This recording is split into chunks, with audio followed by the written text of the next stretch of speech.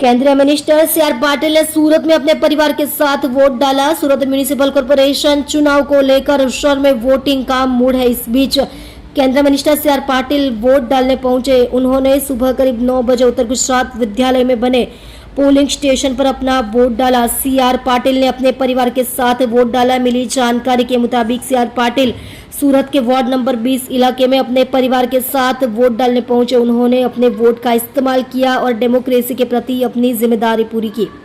बहनों से अपील, पहले वोट डालने भेजो और फिर चाय पिलाई। इस मौके पर सी.आर. पाटिल ने जनता से ज्यादा संख्या में वोट डालने की भी अपील की ताकि डेमोक्रेसी और मजबूत हो। मीडिया से बात करते हुए पाटिल ने कहा कि वोट डालने के बाद एक परंपरा है कि जब लोग चाय और खमन का मजा लेते हैं तो पहले वोट डालते हैं और फिर इस मजे का मजा लेते हैं। वोटिंग शाम 6 बजे तक जारी रहेगी। इसके साथ ही पाटिल ने महिलाओं से भी अपील की है कि वे पहले अपने परिवार के सदस्यों को वोट डालने भेजे, उसके बाद ही उन्हें चाय पिलाए। महिलाओं की तारीफ करते हुए उन्होंने कहा कि बहनें वोटिंग में बड़ी भूमिका निभा रही है। इसके साथ ही उन्होंने युवाओं से भी अपने वोट के अधिकार का इस्तेमाल करने को कहा। शहर में सुबह से ही वोटरों में उत्साह देखा जा रहा है और जो लोग अलग अलग पोलिंग स्टेशनों पर जा रहे हैं, इसलिए आज सुबह शुरू हुई वोटिंग शाम 6 बजे तक जारी रहेगी।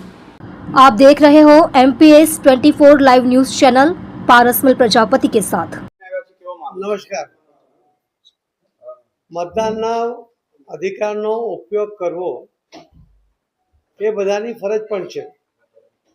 આપણે એને અધિકાર માનીએ છીએ, પરંતુ મતદાન કરવું આપણું કર્તવ્ય છે એ ભાવના હજુ આપણા મનમાં એટલી પ્રજ્વલિત થઈ નથી। હું મારા ફેમિલી સાથે, મારી મધર લગભગ 89 વર્ષની એમની ઉંમર છે, એ પોતે પણ મતદાનમાં અમારી સાથે જોડાયા અને ત્યાંનો પણ તમે માહોલ જોયો કે સૌ યુવાનો મતદાન પણ કરતા હતા, મતદાન કરવામાં બધાને મદદ પણ કરતા હતા। બહેનો પણ અને સિનિયર સિટીઝનો પણ લાઈનમાં ઊભા રહીને પણ મતદાન કરતા હતા। એ જ બતાવે છે કે આપણી લોકશાહી મજબૂત છે।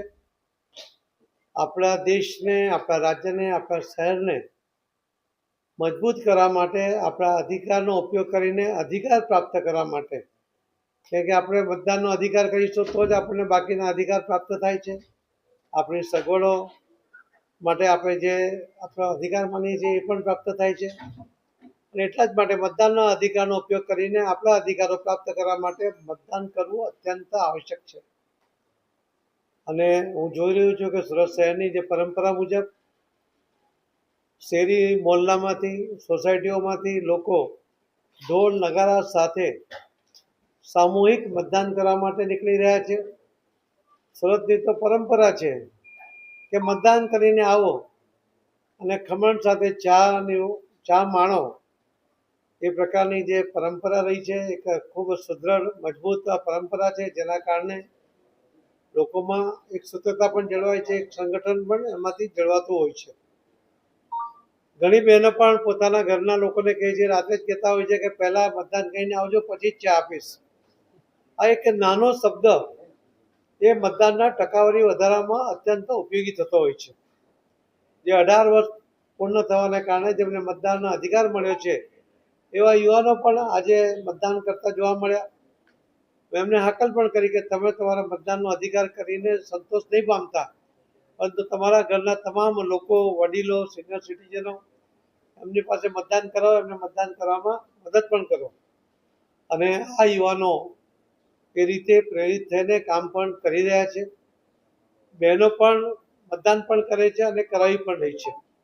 સિનિયર સિટીઝનો પોતાના વર્ષોથી આ અધિકારનો ઉપયોગ કરતા હતા, પરંતુ શારીરિક નબળાઈ હશે છતાં પણ એ મતદાનનો અધિકારનો ઉપયોગ કરી રહ્યા છે। એમાંથી બાકીના લોકોને પણ પ્રેરણા મળે છે। એટલા જ માટે હું સિનિયર સિટીઝનોને પણ વિનંતી કરીશ કે થોડી ગરમીનો પારો ઉપર જાય એના પહેલાં સૌ મતદાન કરી લે। કદાચ જો ગરમી વધી પણ જાય તો છત્રીનો સહારો લે, પરંતુ મતદાનનો અધિકારનો ઉપયોગ જરૂર કરે એ હું આપના માધ્યમથી સૌ યુવાનોને, બહેનોને, સૌ સિનિયર સિટીઝનોને, ભાઈ બહેનોને સૌને વિનંતી કરું છું।